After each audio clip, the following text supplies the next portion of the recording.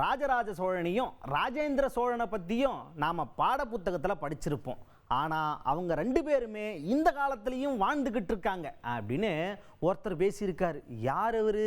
அமைச்சர் துரைமுருகன் அவரே தான். என்னன்னா, இந்த திமுக 75ஆம் ஆண்டு அறிவு திருவிழா நடந்துச்சுல்ல, அங்கே தான் இவரும் பேசியிருக்காரு. அதாவது இந்த ராஜராஜ சோழன் ராஜேந்திர சோழன்லாம் வாழ்ந்தாங்க இல்லையா, அவங்களெல்லாம் நம்ம பாட புத்தகத்தில் தான் படிச்சிருப்போம், கேள்விப்பட்டிருப்போம். அவங்க ரெண்டு பேரும் இந்த காலத்திலையும் உயிரோட வாழ்ந்துக்கிட்டு இருக்காங்க. அவங்களோட அம்சமாகவே இங்கே ரெண்டு பேர் இருக்காங்க.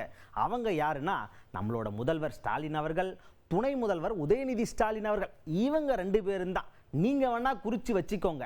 ராஜராஜ சோழனை விட ராஜேந்திர சோழன் எப்படி பர்மா தாய்லாந்து வரைக்கும் போய் ஆட்சியை நிறுவினாரோ, அதே மாதிரியே நம்ம துணை முதல்வர் உதயநிதி ஸ்டாலின் அவர்களும் பெரிய அளவில் நம்மளோட திமுக கட்சியை பெரிய அளவில் கொண்டு போய் ஆட்சியை நிறுவுவார். இதை நான் இங்கே கண்கூடாக பார்க்க போகிறீங்க. நான் அடித்து சொல்கிறேன், ஆணித்தரமாக சொல்கிறேன்.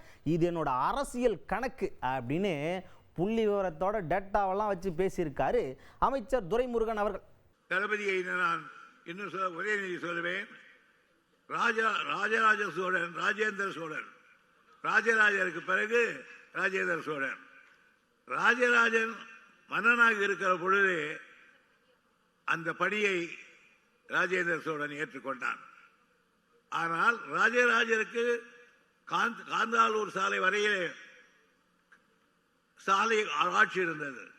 ஆனால் அவருடைய மகன் ராஜேந்திரன் பர்மா வரையில் அல்ல, தாயிலிருந்து வரையிலே தன் ஆட்சியை நிறுவி காட்டியவன். இன்றைக்கு எழுதி வைத்துக் கொள்ளுங்கள், உதயநிதி ஒரு நாள் அத்தகைய ராஜேந்திர சோழனாக மாறுவார் என்பதை என்னுடைய அரசியல் கணக்கு.